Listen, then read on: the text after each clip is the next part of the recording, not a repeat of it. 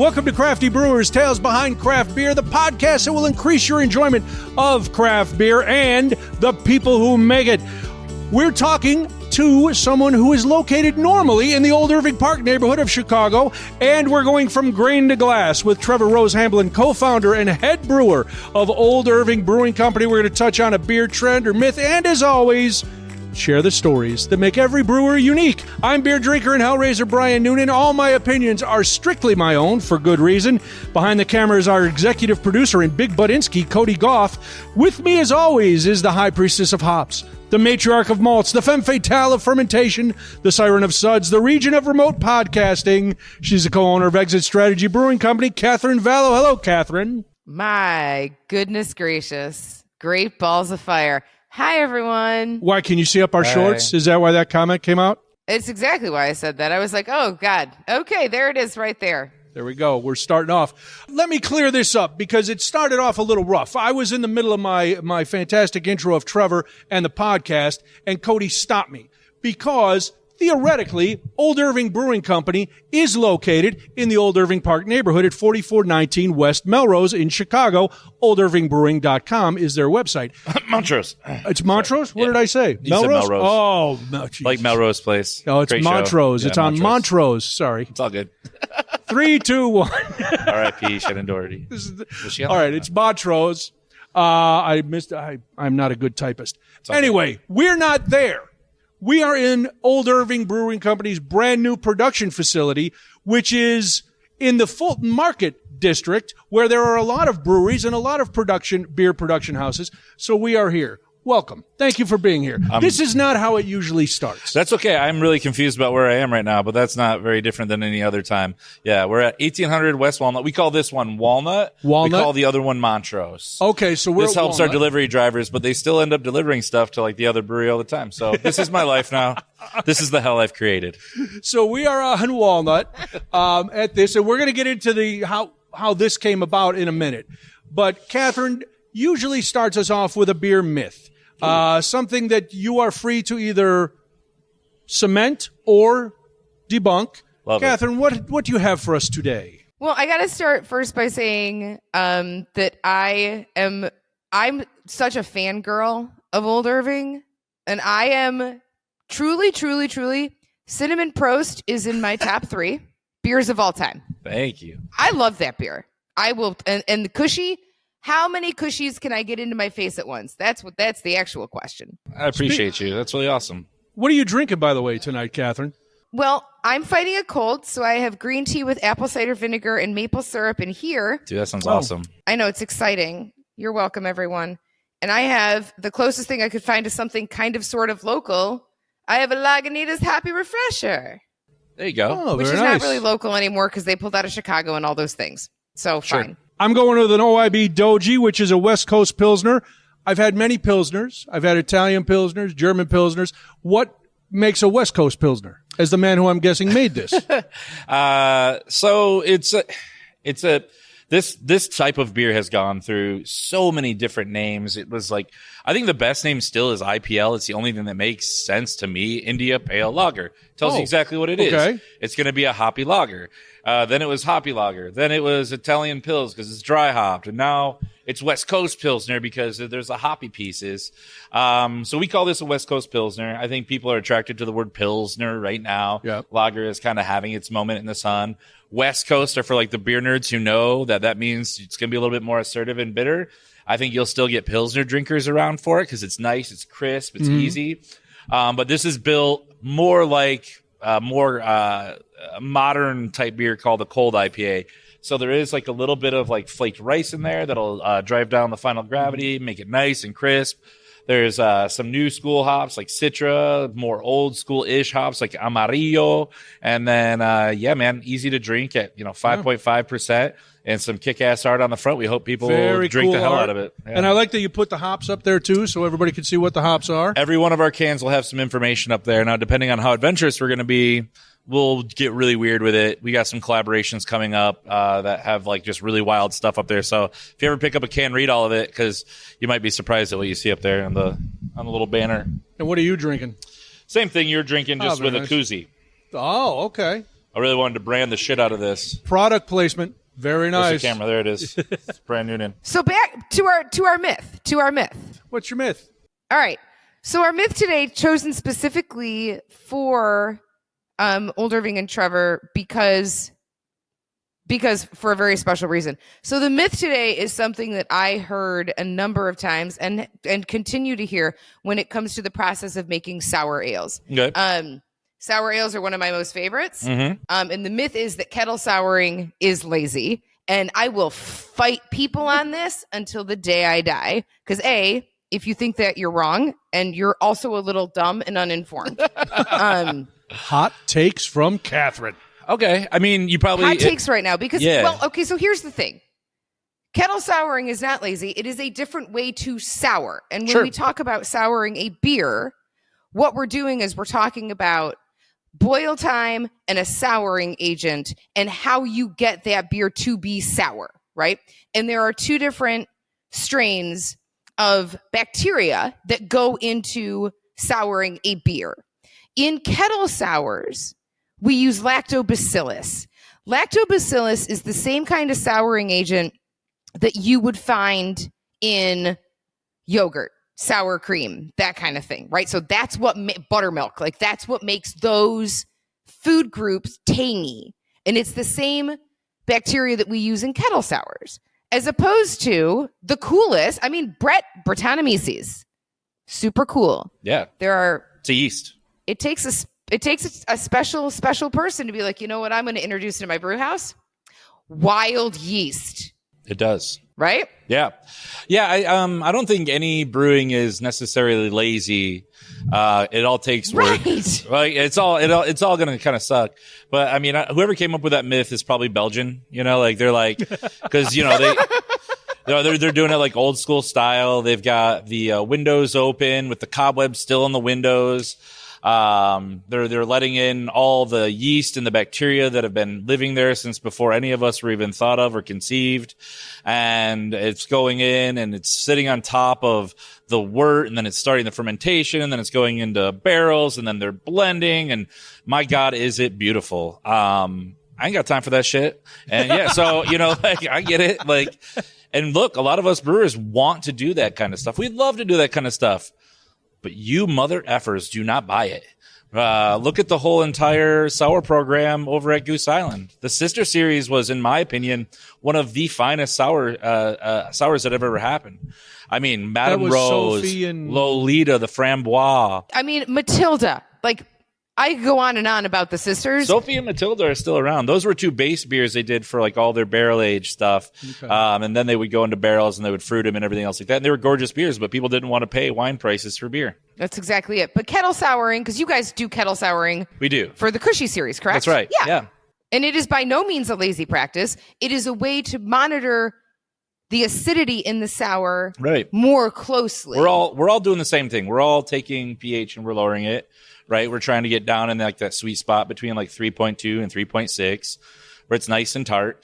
For ours specifically for the Cushy series, I wanted to kind of cast a wider net because that's kind of how I do a lot of things with all my beers. I don't go too bitter. I don't go too sour. I use enough fruit to get by, but not enough fruit to make a chunky, some kind of slushy beer. So I really wanted something that we could make money on, that could go out to the general public, that you could have at a bar. And I think a lot of people would enjoy. And that's kind of how we did it. And we still do kettle souring. There's new agents out there that you can use for souring. There's yeast products now that'll drive your pH down automatically. You could do it with like a mixture of like different acids, like citric acid and food grade phosphoric acid together to get that pH down. But I kind of like the romantic piece of like having that bacteria in, letting it do its thing overnight. I literally designed this whole new brew house to be able to do that. So, yeah. Well, and I don't think a lot of folks understand too that when you kettle sour, you are talking about keeping something at a maintained temperature for like 16 hours. Exactly. And you can just let it hang out. This is such a cool and natural part of the fermentation process of where you have to just got to maintain it. Right. It's just wonderful. It's like smoking a brisket. It's low and slow, man. That's why I fell in love with this industry in the first place. I like the low and slow methods. I love making bread, cooking brisket, all that kind of stuff. So, yeah, I love that stuff. All right, so myth beautiful. busted. Myth busted. It is not lazy. Busted. By the way, anytime you're brewing, even if you're using extracts, you're still getting a pot dirty. You're still fermenting. It's not lazy. Right. You're going out of your way to make your own thing. You should be really proud of yourselves. Hell yeah, go you. Very nice. The man who's giving you your flowers is Trevor Rose-Hamblin. He's the co-founder and head brewer at Old Irving Brewing Company, the brew pub, as we like to call it, Montrose, and I just learned that. But Montrose, that's where you go if you want to have some beers, if you want to have some delicious food. It's at 4419 West Montrose in Chicago. This is the production facility on Walnut, and it's new. So I keep mentioning that it's new. Yeah. I want to say welcome again. We're really glad you're here. Thanks. This is exciting because I've been to the brew pub many, many times. I've had your beers. It's terrific. So thank you for being here. All right, a couple things. First of all, you came to beer from fine dining and food, but you also, during that time, you were collaborating with a number of breweries. What's the similarity that you found between fine dining and brewing that kind of drew you into both and then had you end up here? Pirates make all of the things that you eat and drink. We are a bunch of weird pirates. We're an odd folk. We are the island of misfit toys. Most of you in a general setting, unless you're part of this industry or unless you too are a pirate, would not like us. That's probably the first thing. Second of all, the heat, as Brian Noonan can probably attest to right now. Tad warm. It's hot up in here and we're not even brewing. Same thing with kitchens. No, but like there's a lot of other similarities, obviously. Like, I got into cooking, honestly, kind of by accident when I was younger. And then it really kind of piqued my interest as I got older. And I tried different things. I wanted to be like a teacher, a psychologist. I wanted to open a business. I want to do all this other cool stuff. And as I got to know cooking in the industry and restaurants and everything like that, I'm like, I'm every single one of those skills you need when you're operating a business. And you need to be good at them on top of that. And so it really drew me in and finally like kind of cemented me coming out to Chicago from Michigan and pursuing a career here. So yeah, went to Kendall College, did my apprenticeship at Moto, which eventually obtained one Michelin star. Nice. Opened up other restaurants, traveled the world, got to work with some really amazing chefs. And then eventually my roommate at the time, you're just talking about Portillo's, his name's Garrett Kern. He's currently the director of strategy for Portillo's Group. Was my roommate, and he started he was brewing beer, and I was like, what you doing over there? And I got involved in that and started whole grain, and then I became like obsessed with it and started doing some like weird moto stuff. And we even kind of brewed illegally for a little while at our second restaurant called Ing, Imagining New Gastronomy. I was told that there was like a licensing thing that had happened and that I was totally cool to brew until the Illinois Liquor Control Commission came knocking on the door. Oh, the government, man. The revenuers. They don't mess around. Yeah, but they're like vampires, though. You just they have to be invited in. So I just locked the door. No, I was kidding. Yeah, but that was kind of my beginning. And then eventually I was lucky enough to go out and like find enough people who would let me in their back doors and let me into the brew houses and things like that because of my cred with restaurants, because it was kind of a respected thing and it was a respected guy I worked with. So all of a sudden, Garrett at Pipeworks and BJ from Pipeworks were letting me in to brew when they were still on Western. Drew from 18th Street was also there. He really did a lot of hand holding for me. The guys over at Flossmoor, which are now my neighbors here at Goose Island. Yeah, Bjorn and Quinn and this other guy, Bill Savage, who now runs the barrel warehouse for the cider place. And no, the one Greg Hall's out in Michigan. Oh, Virtue. Yes. Brain still works. We'll get there. Yeah, and he used to be the barrel warehouse at Goose. So all these guys are cool enough, and we even did a show called BrewDog at Moto, BrewDogs, where the guys from BrewDog, the two owners, would travel around the United States and do like beers for different cities. Oh, cool. Yeah, and they did one for Chicago during our St. Patrick's Day parade and everything. So we made a green beer with Revolution, and it was a bunch of hocus pocus. But I remember that episode. Yeah, I was on that one. I was in the laboratory. I remember watching that. I watched BrewDog's Religious. I remember that episode, and I was like, this is amazing. I had a much smaller beard. I was 30 pounds lighter, and I was wearing a suit in a basement, and I made jalapeno distillate for the beer. And it was pretty cool. But I became friends with the executive producer, ended up in Scotland for like 3 months brewing with BrewDog. And that was before we came back here and opened up OIB. How did you meet Jeff, your partner? I met Jeff through Hamaro Cantu, who was going to be a co-owner before his untimely death back in 2015. And me and Jeff clicked pretty much immediately. It just made a lot of sense. And we weren't sure if we were going to keep the business together after O had passed and everything. Yeah. But we kind of had a couple of meetings. And I mean, I pretty much stated, this is all I've wanted to do for like 10 years at this point. I'm in, I'll make it happen on a 2.5 barrel system. I'm going. He's like, well, we have investors. You have me. And he was super supportive. And we kind of got together and we were like, let's keep this thing alive and let's move forward. So, that's how I met Jeff. He was literally lived right across the street from O-Man. So, man. Yeah. And give a little history of O-Man, because that building was the building that the brew pub is in now. So, yeah. So give a little history. Yeah. So the actual building itself is in our neighborhood, where Jeff and Omar both lived, and I didn't live very far away at all. I was also in the Old Irving Park neighborhood. And honestly, we kind of knew there was a little bit of a desert, like not a total desert. There were some restaurants and, but everyone was kind of wanting something fresh. The neighborhood had grown, a lot of fresh blood, like moving in there, doing renovations. And we felt like it was time that this could actually work really well. The location was perfect at 4419. You're right off the Montrose exit. You're right off the blue line.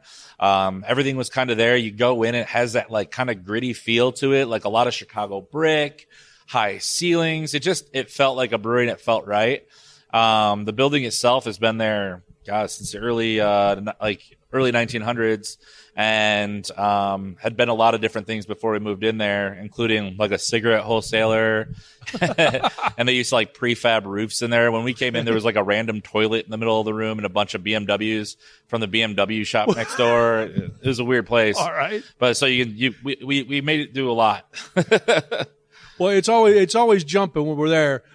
So, okay, you're there, you open in 2016. Yeah. Things are going pretty well. Then only 3 years later, you win a gold medal at the Great American Beer Fest for Beezer. Yeah. That seems very fast for a brewery to get that kind of recognition. How did that all come about? That was my second year putting any beer into GABF. And frankly, like, I was only putting in beers into GABF because I wanted the notes. Oh. And I wanted to do it on like the biggest and most intense styles. So I would take my team out like as kind of a team building exercise, but I would sit everyone in the back of the auditorium so we could go get to the beer faster because I knew we weren't going to win anything. And that was kind of my move, so that year, it was 2018 before, Alarmist had just hit for gold, the first time that was ever even a style. Okay. Which I was like, well, if that hit, because Aaron, the head brewer there, and I were really good friends. We were both kind of reluctant to make hazies because we're both kind of like old school beer guys. Okay. And we shared a lot of notes, frankly. Like, hey, I did this. Did this work for you? Blah, blah, blah. The only difference was they would use lactose. I wouldn't use lactose and whatever. And when they hit, I was like, maybe one day we will. But didn't expect it. Sat in the back. And of course, Beezer was the last entry that year in 2019 with like 347 other entries. Oh, Tim, one of my guys from the team who has been with me since before day one of the place opening, is looking at me like, God damn it, dude, why do you always like do nothing but stack categories? I don't understand. And I'm like, and I was starting to feel it. I was like, damn, man, I should probably like try the smaller categories or brew stuff to maybe have a chance at winning one of these things. And then they announced Beezer, and my first reaction was like, oh, that's someone else's beer. Who the hell named their beer Beezer? All of a sudden, Tim's up and screaming, and we had to like go upstream to Charlie Papazian at the stage, and oh man, it was wild, man. I'll never forget that feeling. It was pretty cool. Where'd the name come from? It's interesting. It was originally called Trendy because, as I said, I was kind of reluctant to make a hazy, so I kind of wanted to be an asshole about it. So. Is swearing cool as long as I don't go too crazy? Okay, you're a pirate. You can swear. Thank you. You're welcome. So trendy obviously is usually with a Y at the end. Right. I did it with an I to be all weird about it.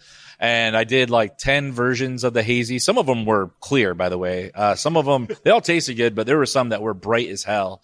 And we got to like version number 10 before we changed the name. Okay. And then it was like a few more tweaks that we had done to the beer. And then That's when it won. Yeah, and we chose Beezer because we had like my business partner Jeff is highly organized, which I need in my life because, like I said, I'm a pirate and everything else like that. Not highly organized all the time, but he has like a spreadsheet of all of our names, and we were I got to put a couple on there, and some of them that I put on there were old timey terms, like turn of the century terms. Okay. You know, such as well, I mean, there's all kinds of them, but Beezer was an old slang for the nose. Oh, I'll hit you in the Beezer, you know, see, or however they talked back then. It's a terrible impression. But, yeah. So the idea is we're putting so many dry hops in there that there's a lot of aroma. So we use that term for the nose. That was the whole idea behind it. Yeah. That's very cool. Now, I enjoyed your old timey man voice. That was great. Yeah. Thank you. Yeah. See, we could do the whole thing like this. He's got it. Both of us. I'm not going to do that anymore though. Old timey beer. We're brewing it outside by the women in the corsets. All right. That's right. That's where people brew, by corsets. So Beezer wins again this year. Yeah. Let me ask you this. So is it the same? Have you tweaked it? Or is it the same beer that won the gold the first time? If it's good, you stick with it. Yeah, there was some things that, I mean, we kept all the ingredients are the same. I use the exact same malt bill. The only thing that's really changed is we got to start picking our hops out of Yakima Valley from YCH. Okay. And they let me actually pick what lots I wanted and everything. So these were from lots that I got to choose, which we did a whole sensory experiment where we'd smell, we'd write notes, and then kind of as a team, we would decide which ones we liked best. So that was cool. So we kind of had like even more of a leg up this time. We were doing some single dry hopping for a while there for better chances to harvest the yeast and everything. But noticed a difference after a while, and we were like, you know what, let's go back to double dry hopping again. And after we made that decision, that's when it hit at World Beer Cup. And the only difference this time is we weren't there. I was watching it from an iPad at home, and I screamed so loud it woke my kid up, and he came out and started dancing, and he had no idea why I was screaming and so happy, but he was also very happy. Well, that's awesome. Very good. Yeah. Now, lest anyone think that you can only win medals for hazy IPAs, that would be false. You also won a silver for the Kolsch. Yeah, the Della, yeah. And so you mentioned before that you didn't think you wanted to brew a hazy because it was too trendy, blah, blah, blah. Yeah. Is Kolsch more your style? Is there a style that you love to brew? I mean, you brew a wide variety at Old Irving. Yeah. But is there one that's like your sweet spot? Well, I think when I was younger, I think I was just up my own ass a little bit about brewing. You know, like before I even knew anything, I was like a purist or something. It was so stupid. I enjoy brewing hazies. I actually loved the whole path for brewing the hazy because it was very uncharted and I didn't know anything. So I was like basically blind in a cave, like trying to figure this thing out. So it was a lot of trial and error, but you know, working for Moto, doing a lot of science meets food, a lot of experimentation. It was perfect for me because I love that journey. Yeah. So it's not that I don't love brewing them. It's like what I like to drink is obviously beer is more like Kolsch. And I think you talk to any brewer in the city, we're going to be drinking, you know, really light macros or lagers, or we get like really excited when someone uses rye in a recipe or whatever. But yeah, no, Della is like, whereas, Beezer is like the recipe of abundance. Della is what you can do with fewer lines and more simplicity. It's 2 malts and not a lot of them, 3 hops and not a lot of them, and 1 yeast strain and water and some minerals. And that's it. And you know, we always loved that beer. I remember the first time brewing it, being really excited about making a Kolsch, because in home brewing days, all I made was like IPAs and stuff like that, stouts. Right. And then when I made a really clean beer that was like that, it was fantastic. And I was really excited. And, you know, we love Della. It sells. It's like one of our number 1 sellers at the pub. It's your everyday drinking beer. It was something that it doesn't cost a lot to make. It was something that I was extremely proud to have it hit silver in 2021. You know, it was like where Beezer was like this uncanny excitement. Della was like more like, hell yeah. Cause that's the one that's like, man, like that really makes me feel good as a brewer that I can win something with like that you could make one small mistake with that beer and it would stick out. Really? Okay. Like a sore thumb. That's the thing with styles that have been around for so long, right? That's a very established style. So when you're getting into, and Della is fantastic and it's so clean and it's so beautiful. But yeah, I mean, to your point of like one teeny thing in such a recognized and like solid style will stick out. Della is also very cool because it's such a great cooking beer. Oh, Like you can do so much with Della when you cook. And I know you guys use it at the pub a lot in a lot of your things. I mean, yeah, they take like something like 5 or 10 gallons a week. but Della's a great beer to cook with, Totally. which I think is always one of those really cool things. It doesn't necessarily always sound like a compliment, but I think it is because, you know, I mean, you're from the industry. So like, if you wouldn't drink it, you shouldn't cook with it. Right. Right. So like, these are wonderful. Like if you're going to drink it, cook with it and like get the notes from it and just make cool food with it. Exactly. Well, and on top of that, I think that Della, for me, is like a working class dude, always been blue collar my whole life. I come from blue collar. And, you know, when we opened up this bar, you know, of course I come from fine dining. Of course, you know, I've had great wines, some of the best food on the planet.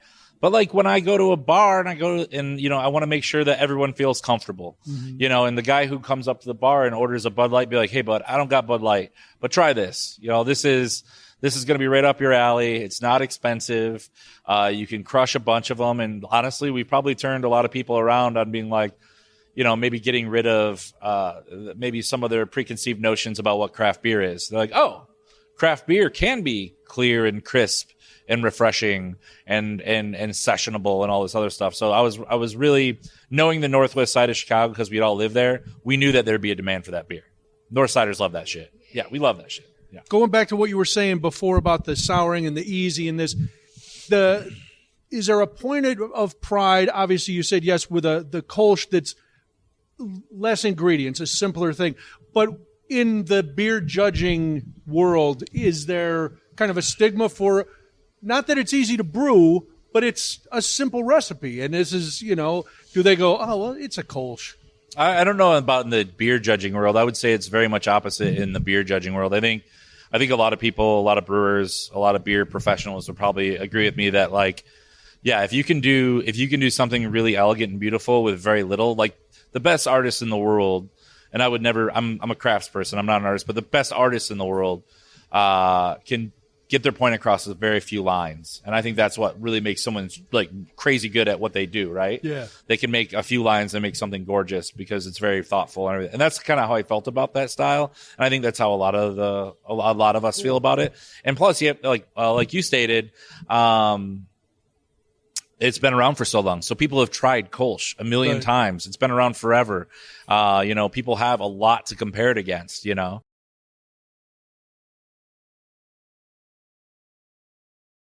Styles are some of the hardest. And that's, you know, because when you're trying something new, that's your spin, or it's a new category like hazies were at one point, where you can still morph them, right? You can still kind of like mess with them. Yeah. But when you're talking about classic styles that are highly simplistic in nature, not in construction, you have to, I mean, you've really got to think about this. And it's almost, I find that there's a little bit more pressure for perfection when you're really, like, when you're trying to nail a simple style 100%. and a very, very classic style. Yep. And when I say simple, again, I don't mean easy by any stretch of the imagination. Yeah, Americans, we kind of shy away from that simplicity word. We're a country of way too much. Yeah, everything's got to have a million. Simplicity isn't really respected, but I respect the hell out of it. I think simplicity is key to almost everything. to be frank. Trevor Rose-Hamblin is here. He's the co-founder and head brewer at Old Irving Brewing Company. This is the point where we take a break and you have dealer's choice. So you bring out a beer that you want to talk about, and then we have to talk about this brand new production facility which we are sitting in and how this came to be. We'll do that once we get back.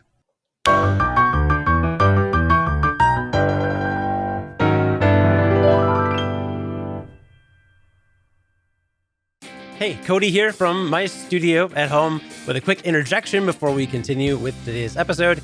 You hear us talk a lot about our website and about our merchandise page, but you need to go check them out right now, whether you have before or not, because we just upgraded them both significantly. Go to craftybrewerspod.com, and now you can see a drop-down menu that includes a list of all the breweries we've talked to alphabetically, so you can go and easily find all the breweries we've chatted with. If you've thought about referring a brewery to us in the past, but you weren't sure if we've talked to them before, now it's really easy to see on our website exactly who we've talked to. And the new layout is really nice as well. And our store page with the merchandise is insane. It is so good now. If you've been before, you probably remember it was like a blue bar with our logo at top and then just a bunch of items. Now it looks better than if you were shopping at like Macy's or Express. Like, it is so good. You can shop by different categories of clothing, different collections that we have. Like, it is so good. I cannot emphasize it enough. Even if you have no intention of buying anything ever, just go to craftybrewerspod.com, find the merchandise link at the top, and go check out our merch page because it's just ridiculous. And that's all the announcements for me. I do want to send a quick apology to Katherine for not being able to do a picture-in-picture shot in this episode. I ironically was using several $1,000s in new camera equipment to record this episode, but in the editing process, I was unable to get her in the little picture-in-picture split screen we are used to. So hopefully that will return again in the future. That is on me, my bad. But hopefully the show will look and maybe sound even better than ever in future episodes. And with that, I'm done. Let's go back to the show. All right, it's time for Dealer's Choice with Trevor Rose-Hamblin, the co-founder and head brewer at Old Irving Brewing. And we are going with Della, the Kolsch that we were talking about that won the silver medal at which there's so many competitions. Which one did it That win? was Great American Beer Festival. Great American Beer Festival. Yeah. For those who think, oh, we've heard them talk about Kolsch. What's the Kolsch style? You've already talked about that it's not as many ingredients. It's a simple recipe, but those simple ingredients need to be done well. But what are you looking for to have it done well? I would say the Kolsch style is probably somewhere in betwixt like Helles and a Pilsner, where it's got like some bite, some hoppiness, right? But it's like not as like more malt driven as maybe a Helles would be. I like to say it's a little bit more crisp. It's also technically an ale, so it's an ale yeast.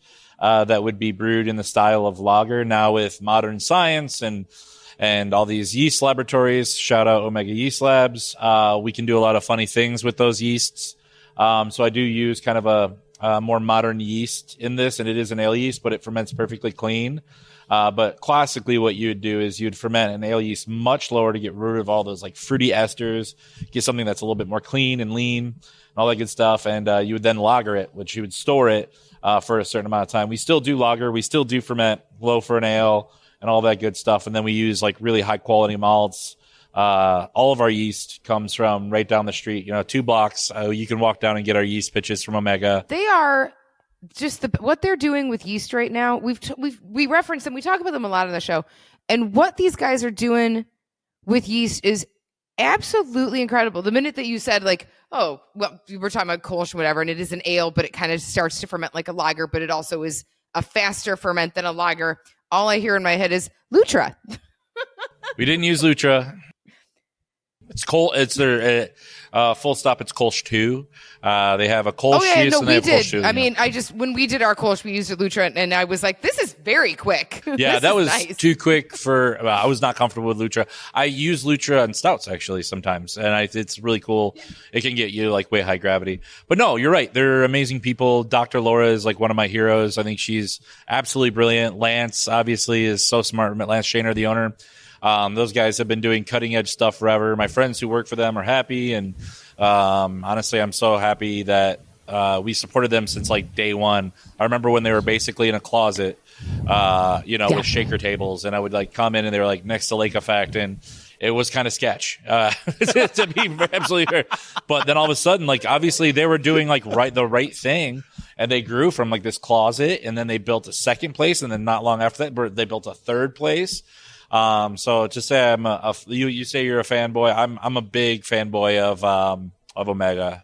I think what they're doing is amazing. But I also think it speaks so highly to the Chicago beer community too. Like I can walk down the street and I can get this thing ridiculous that somebody made with that somebody researched absolutely and then made and created, and then I can ferment with. It's just the greatest. And shout out to the biggest hero of these crisp, clean, lean lagers. To what you were saying, water. I mean, water is everything, right? And we've got this beautiful Lake Michigan water. For those of the folks that are listening to the podcast that aren't from Chicago, if you look out on Lake Michigan, you'll actually see they almost look like circus tents out on our water. You're like, oh, what is that ship that's not moving? Those are actually cribs that are bringing in fresh water into the city. Then it goes through a treatment plant. And then once it gets into the city, then we have to untreat it a little bit with some carbon filters to get out things like chloramine and fluoride and all that good stuff. Okay. I actually have a 3-stage carbon filter here for all of our water. And so you still get all those minerals. You still get everything that makes all these wonderful award-winning IPAs in this city, all this amazing lagers, everything else that everyone's producing.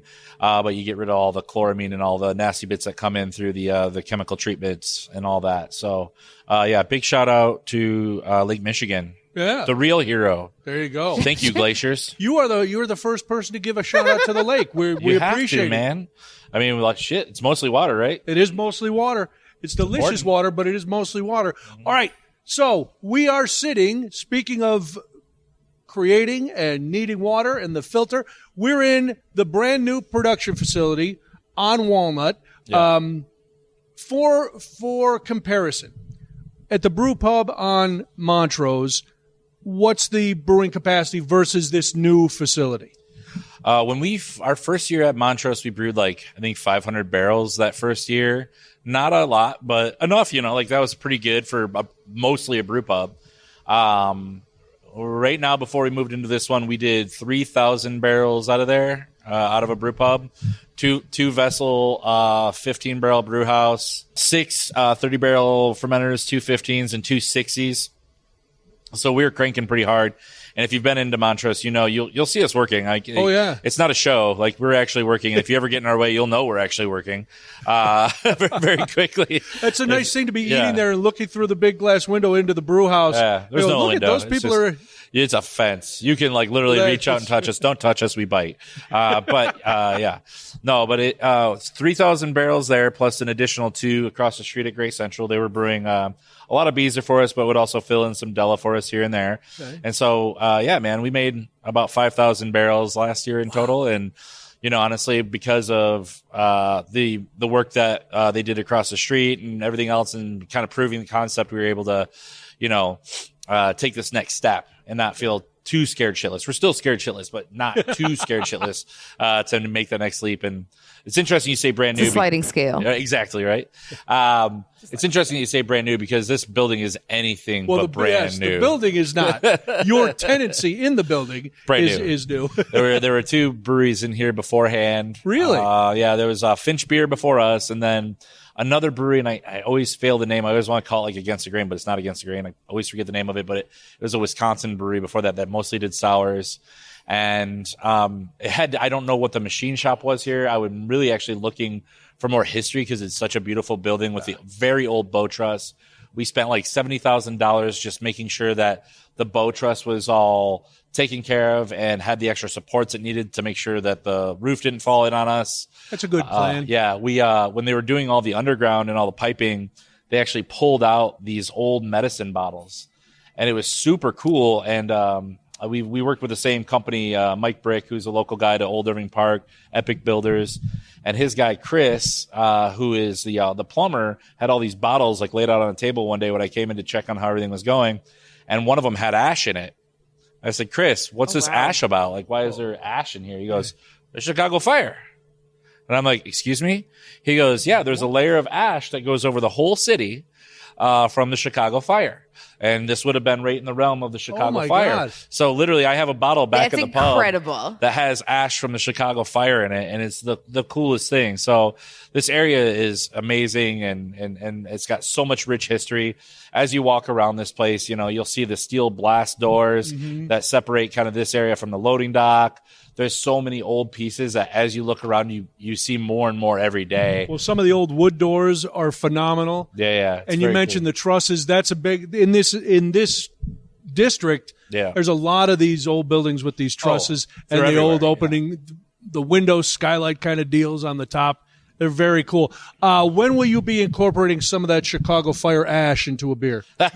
Probably never. Okay, just checking. There's a time and place for carbon, and that's in seltzers. Okay, perfect. But None of that, but it would be really cool. It'd probably be in bad taste, but maybe you do like a Chicago Fire Rauch beer. Yeah, like you can you can taste the death. There you go. Yeah. Hear the screams with every pop. Yeah. I don't know what marketing feels about that. No, I don't. I mean, my marketing team is pretty much me, Jeff, and Matthew Moldenauer and Tim, and it'd be the four of us being like, no, it's a bad idea. We've made a lot of good calls. We've almost made some really bad calls before too. So, can you tip us on one of those almost bad calls?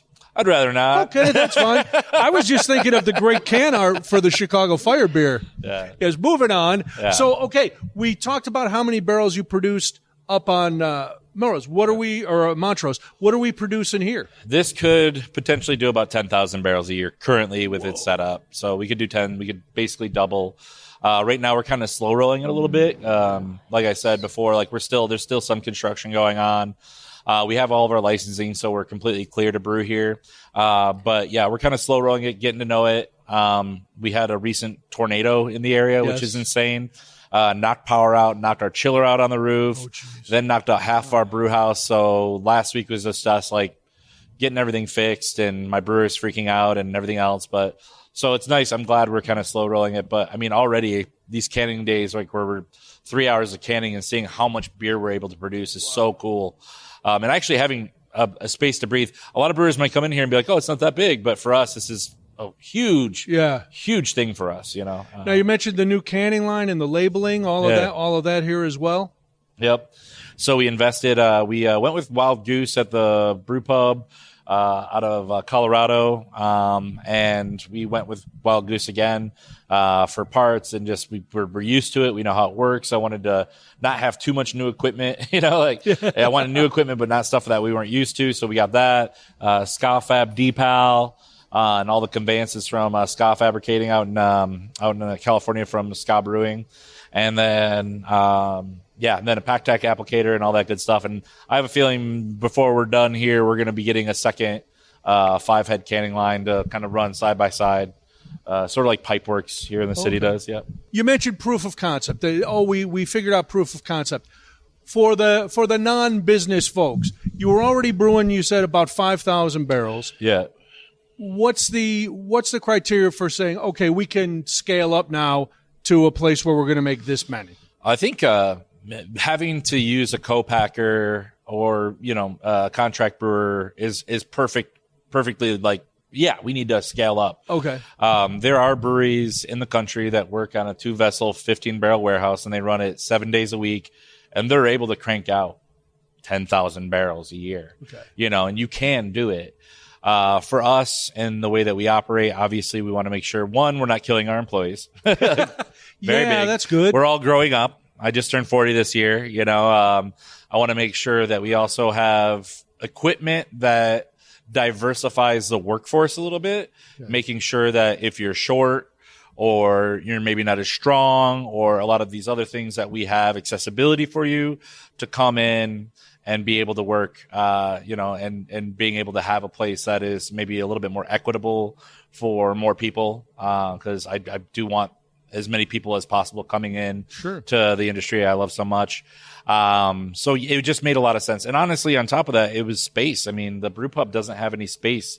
Space is everything in this industry. You need warehousing. You need place to keep empty kegs. If not, you're going to be paying top dollar for shipments, warehousing your hops, everything. If you're ordering grain week to week, you're paying even more in shipping costs, milling, you name it. So yeah, basically, long and short, everyone knows if you brew a ton of beer, you're brewing it for way cheaper than the small guys. The small guys are paying top dollar for every single ingredient out there because we don't have that much buying power. Seems backwards, doesn't it? It's crazy. So how do you divide up what gets brewed up on Montrose and what gets brewed here at Walnut? Right now, these tanks need to get flipped, and to make it as efficient as possible, we want to make sure that we're brewing things like ales, mostly. So it's our core, and our core right now is Beezer, Della, Doji, which you had earlier, and Sentinel. And then we have our seasonal lagers, which will be brewed at the pub because we don't mind tying up those tanks to lager. We like to properly lager. We're kind of like around 2 months for most of our lagers, and those are kind of more seasonals as well. We are starting to introduce sours here, which are also ales that can be moved very, very quickly. And people like you are drinking the hell out of it. I never expected Cushy to do what it's doing. By the way, thank you for drinking it. Oh my God. It's good Lord. It worked out nicely. It was a fun surprise. And then all the other stuff at the pub. I've got a really cool team there right now. This guy, Max Sturbins, who used to work for Omega, an old friend of mine who's highly creative, really, really smart. And he's going to be working with a lot of different people to do a lot of collaborations, a lot of experimentation, taking a lot of notes. So this kind of becomes that if you worked in our for this company, you'd want to be there. I mean, like that's where all the fun is happening right now. Like this place is like, we're cranking things out. I mean, that other places work too, but we get to have more fun there. And I'm trying to set up a program wherein the guys from here get a chance to go down there. Oh, okay. Make some beers, have some of that creative kind of fun, and still get to be involved in the creative aspect. Because I think a lot of brewers who end up realizing that this is a manufacturing job at the end of the day kind of get burnt out pretty quick, and you have to keep people interested in having fun. I know I wouldn't want to do this if I wasn't having fun.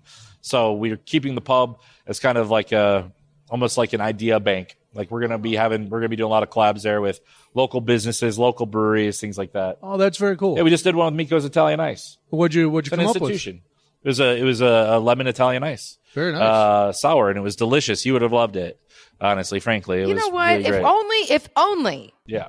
we could ship across state lines. I know, right? So There's no so- way Not around there that yet. at We'll get all for there. friends. Yeah, you can't Smokey and the Bandit it anymore. Wink, wink.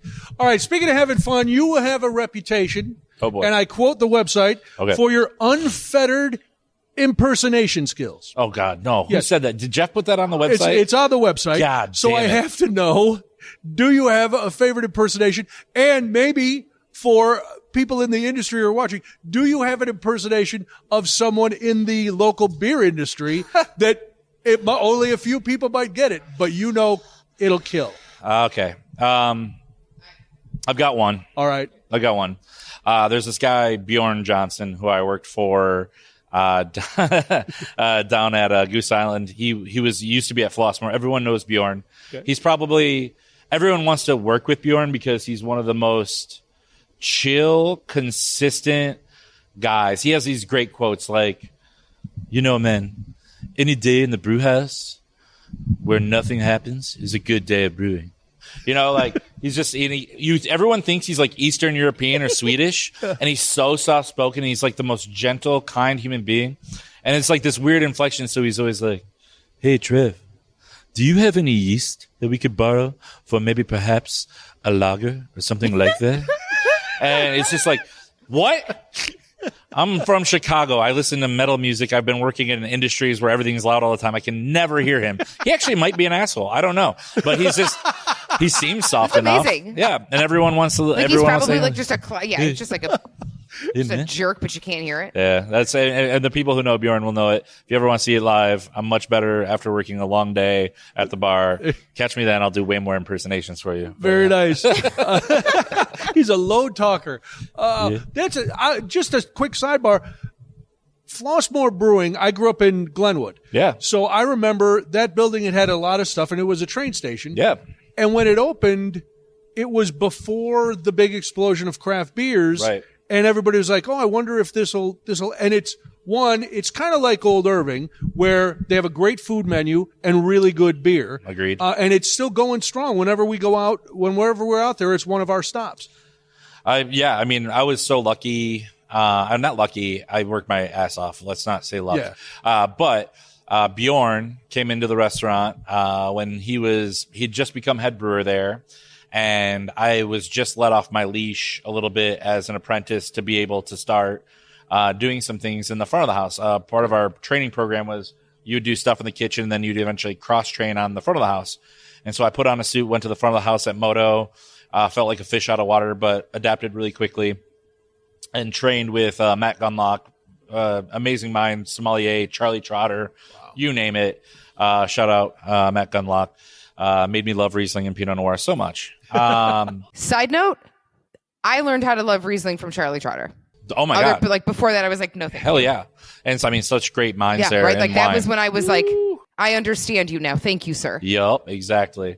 I can still name all the QMPs and everything because of that guy. But he one day asked me if I would be interested in putting together a beer tasting menu. Okay. And I was like, and it was so cool because I felt so seen. You know, everyone knew I loved beer. They knew I was craft beer Trev. And I got to like develop this whole like craft beer tasting menu. And lo and behold, eventually Bjorn was one of my guests in house. Oh, wow. And I had never given anyone my craft beer menu before, ever. And Bjorn came in and we did the whole tasting menu and he decided on beer and I got to explain all of them. And he was like, his hair was blown back. He like really loved it. And that's how we met. Very cool. And then, you know, it would go on from there to him eventually being like, I know you love craft beer. What do you want to do with it? And I was like, well, I want to open my own brewery. He goes, well, you're always welcome at Flossmoor. And the owners were cool enough to let me in with them and to learn from them. And all these guys were pretty green at the time. We were all kind of figuring things out together. And basically what I would do is I would go in there in the mornings, early as hell for a restaurant person. Like I'm talking, I'm out the door by 7 and I'm to Flossmoor by 8:30. We're graining in. I'd get done around maybe like 1. And then I would bolt over to Moto, put on a suit, bolt over to Moto and manage a 1-star Michelin restaurant for the rest of my day. You see, culinary school is expensive and the American education system is broken. And so I ended up paying like $90,000 for culinary school, a 2-year degree. Shout out capitalism. And so I didn't have a lot of money left to do the beer thing. And I was kind of taxed on the culinary thing. So luckily, there were big hearts out there that would let me come in and learn. And they liked it because I was young and I could clear out tanks and stuff like that. Could not do that now. But back then, could. Leads me to my last question. I know Cody's mad because we were supposed to move on to something else. But sorry, bud. It ties in with both your worlds. When you're going to brew, do you ever have like a food pairing in your mind to go, okay, I'm going to brew this because I know it's going to go well with XYZ that we have on the menu? That's an interesting. I don't think I ever think about that. Honestly, I don't think I ever do. And that's a really weird thing. I do look at it from like a perspective of like, what do I want this beer to do and how do I want it to taste? And usually I end up thinking about maybe cocktails or other drinks beforehand. Like, for example, Beezer, when we were first, working on Beezer, I took orange juice and I took a refractometer and I checked what was the density of orange juice. What was the acidity level? What was the color? And then we kind of worked from there. And then I started finding my favorite versions of hazy IPAs. At that time was one of our investors, Rod Zeck, who a lot of people in this industry know. He brought me some beautiful beers from the East Coast, and I fell in love with Trillium. And I started taking their beers, sorry, Trillium, and shaking them and degassing them, and then taking what their final gravities were. And so you kind of get an idea of like, okay, I want the sweetness of juice. I want this color. I like this hazy the best. You know, you kind of start to put it together. We have a lager we just did recently with one of my old brewers out on the West Coast. And I wanted to do something like crisp and tropical. So I started thinking about like a dry, almost like tropical cocktail and what kind of hops would go into that. So a lot of the ways that we created dishes is the same way I create beers. Oh, okay. I come from it less from like a lot of the people I really respect in this industry have a very mathematical mind, a very studious mind where they'll go out and they'll give you every single number of every single beer that was like that beer. And for me, I'm more like, how do I hit these flavors? And I'm willing to trial and error it until we get to a perfect place. And Makes that's sense. just, and that's kind of how I roll. Very cool. You're not going anywhere, but Trevor Rose-Hamblin has been our guest. He's the co-founder and head brewer at Old Irving Brewing. They're up on Montrose Avenue, oldirvingbrewing.com. We're here on Walnut. You can't come here unless you work for Trevor. But you should go up on Montrose because good beer, good food, good times. That sounds lame, but it's true. That's just a bad. That's just a no. That was just awesome. a bad. Oh, are you all kidding right. me, dude? It was You sounded awesome. There great. go. That was no, really I mean, good. we go. My wife and I go there. We love it. Our daughter went with us. She wasn't a beer person until she started dating this guy who now is a beer person. She loved it too. So I'm not blowing smoke. Okay, this is the time, Trevor, when Katherine likes to talk about, I don't know. This is the time when we ask the questions we ask every brewer. Oh, that's right. The big three, the questions we ask every brewer. Okay, cool. Every brewer. Here we go. right. I lose track of where we're going. It's, all right. Question number 1. The hill you'll die on, which means a beer that or a style that even though people think it's, this is the bee's knees, since we're going back to our old man character, the bee's knees, what that you will just, no, I'm not brewing that. I'll be honest, like most Belgian beers, I will not brew Belgian beer. Why not? There's a couple of things. There's risk factor. Okay. With Belgian beers, one. Well, actually, you know what? No, I'm going to be more specific. I'm sorry. Saisons. This is a hill I'll die on. You want to brew a Saison in my facility? I will not brew a Saison. I'll never do it. There's a couple reasons. If that yeast ever gets free and it takes over your tanks, there have been huge, really bad, like with yeast like that, like Saison yeast, farmhouse yeast strains. Whether you're talking about a Hefe yeast with Revolution back in the day that caused them to recall a ton of beer. I would rather keep just simple yeast strains in my house for that reason. 1, 2, they sell like hell. Until Americans start getting like, a palate for these types of beers, I would gladly brew them. I love to brew them. I think they're so fantastic. And I would take the risk if the reward were there. Okay. But the reward ain't there, so I don't brew Saisons. Look, there's somebody brewing them beautifully right down the road, and that's Off Color Brewing. They do them perfectly, and they have an area where they can do them. Lafleur's a freaking genius. Just go drink those, and he can corner that market here in Chicago. I don't want any part of it. Okay, perfect. What about a beer that you've brewed? Maybe it was a hit, maybe it was a dud, but for whatever reason, you just decided no, it was one and done. That's interesting. Oh, actually, it was one that we did back in the day with Brant Dubovic over at Dry Hop. It was when we were still getting, it was called Rat Pack. We got almost kind of like a C&D from the original. Ooh, okay. Yeah, you don't want Sinatra's friends coming to the door. Yeah, no kidding. Yeah, they come to the door. You better be strapped. I don't like the name of your framed beer. that letter, man. Right, but the beer that we did with him was more of like kind of like a brown ale with a lot of old fashioned ingredients, and then I thought Belgian yeast would go really great with it. So then there's Belgian yeast introduced, and people liked it, and people ask for it all the time still. But I'm still like, it's too many touches for me. It's like I have to take some wood, and then what I would do is I'd vacuum seal it with whiskey, and then I would introduce it into the bright tank. And it was something that I could do when I was like a single brewer on a small system, and it was fun for me. But trying to get that replicated and get it done so it tastes like it did back then would be really hard. Okay. And even after trying to brew it, after years of not brewing it, it didn't quite turn out, but people still loved it. So I probably won't be brewing that one again, though it is fun. I might be doing, we did a barrel aged version a couple of years back that turned out really good. I might revisit that now that we're getting a little bit more experimental at Montrose. Very nice. And the final question, your go-to off-shift beer. It could be one of yours. It could be something else. Well, if I'm in this neighborhood, I'm definitely going to be drinking Full Pocket Pilsner from Goose Island. Okay. I was there for when they first released it in the tap room. I thought it was fantastic. Or I'm going to be drinking across the street some Cruz Blanca, Mexico Calling. Oh, that's right, a good one. Easy. A lot of people, I love Mexican beer. I'll probably be picking up more of those, something clean, crisp, lean. If I'm buying beer off of a shelf, which is very rare, and it's going to be like, quote unquote, craft beer, it's going to be Goldfinger, baby. It's going to be those Goldfinger lagers.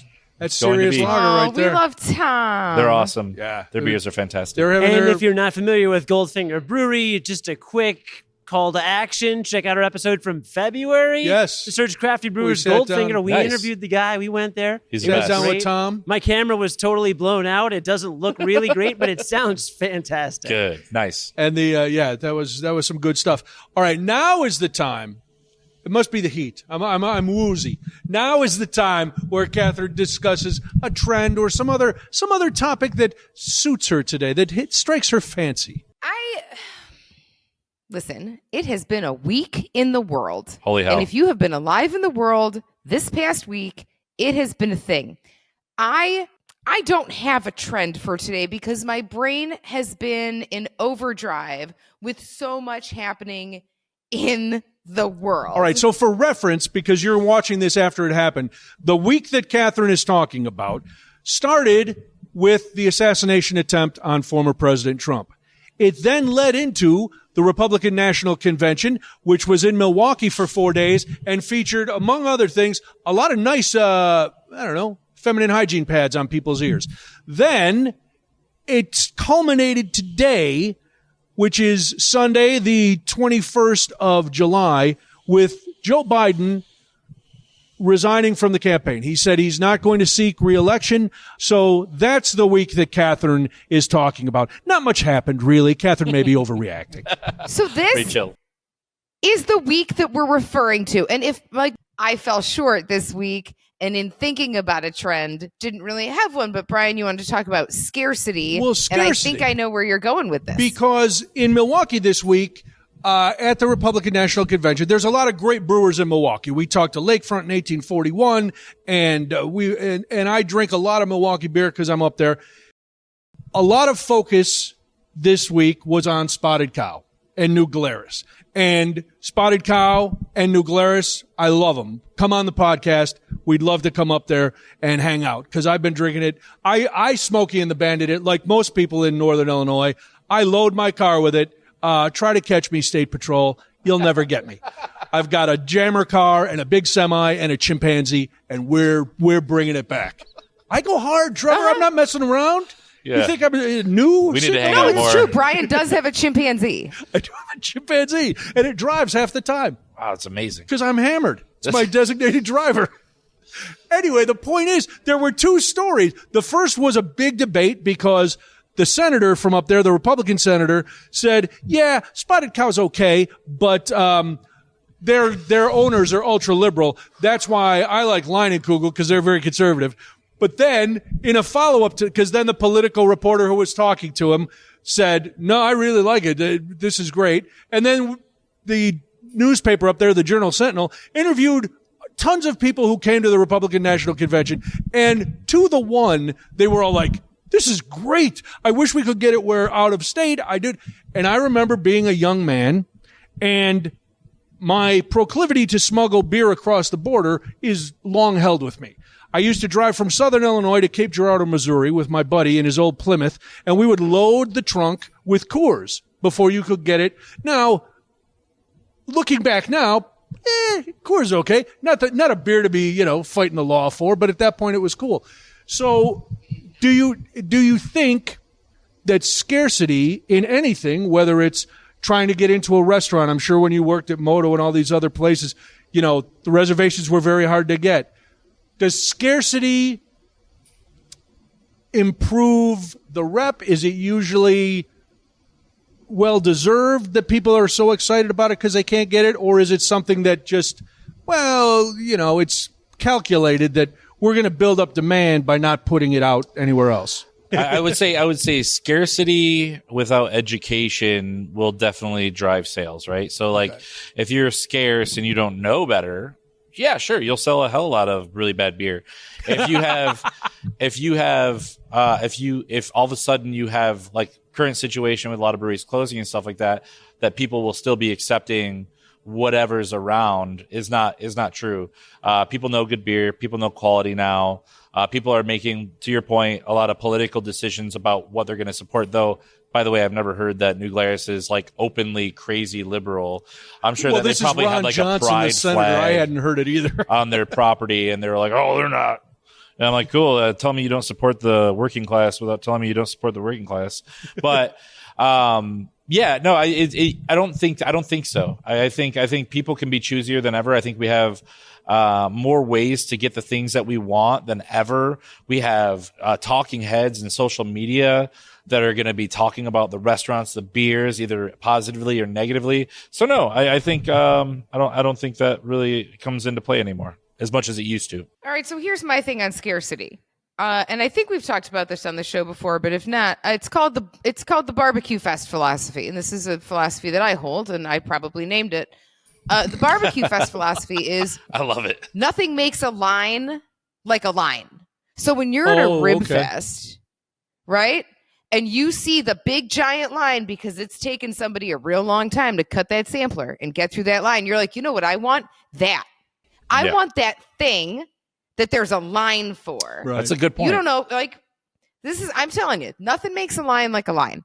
And that is where I land on scarcity. It is the barbecue festival philosophy. I like it. Trademark pending. Yeah, and we've seen it at tons of beer festivals. You and I have seen it a million times. That's the other thing, right? So you go to a beer festival and they open the gates and all of a sudden there's like one brewery and that line is 200 people deep and you're like, God damn. But the line had to start. That. And you're like, wait, it could be brewed with like Oscar the Grouch's toenail clippings and you'd still want it because there's a line there. I didn't even know Brother had toes. That's awesome. I assume he's got toes. I mean, Brian's driving with a chimpanzee. I assume that Oscar the Grouch has toes. I think he's like a turtle down there. Like, it's just like, you know what I mean? Like, it's just like a shell. With do you think he's like kind of like a, okay. Yep. Yeah, you never see him pop out of the can. I can't disprove your theory. He's like, down here, it's nothing. It's smooth, just like shell. a Ken. Like a green Ken. When we went to Beer Under Glass last time, there was literally a line that I got into, and I asked the people around me, I'm like, is this like a really good beer, or am I just getting in line because everybody else is getting in line? And I don't remember what brewery it was, but we got to the front, and it wasn't that great. Oh, yeah. So no, it's because nothing makes a line like a line. You're absolutely right. No, that's a good point too. And I do think, like, okay, to just simply prove your point, a lot of the smaller breweries from out in the suburbs, man, they're making great killer stuff, and people know they are, but no one can get it. And that scarcity effect really does take place. I mean, for a lot of the bourbon barrel aged stuff, like, it comes and it goes, and you're like, dang, I have to get it right now because it's not going to be around. That's why you line up for it. I mean, that's a very good point. Yeah, I like that. All right. Well, Trevor Rose-Hamblin has been our guest. He is the co-founder and head brewer at Old Irving Brewing Company, 4419 West Montrose in Chicago, OldIrvingBrewing.com. Katherine, do we have any featured merch today? Yeah, we can feature my fun little take. Let me move my fancy microphone here. Hang on. What are you wearing? I'll see it. Hey, what are you wearing? Oh, that's rad. It's very retro. A unisexy tee, so everyone can wear it. You can show off your guns. All right. I want to see Cody in a unisexy tee. Well, thanks for joining us on this edition of Crafty Brewers Tales Behind Craft Beer.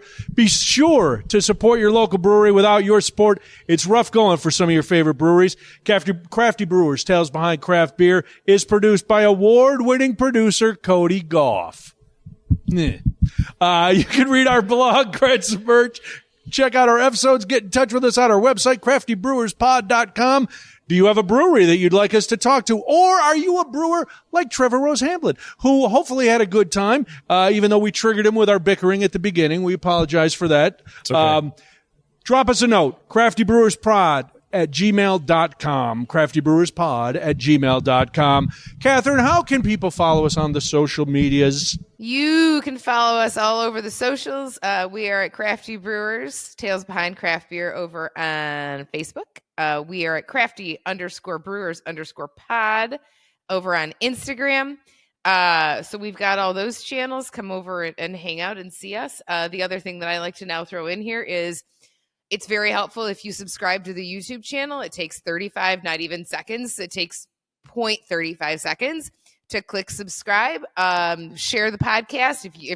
If your friends want to see your kids, they want to know what you're listening to. I promise. All right, and if you're listening on Apple Podcasts, tap your phone, give us a 5-star rating. Thanks again to Trevor Rose-Hamblin from Old Irving Brewing Company for joining us. She's Katherine Vallow. He's Brian Noonan.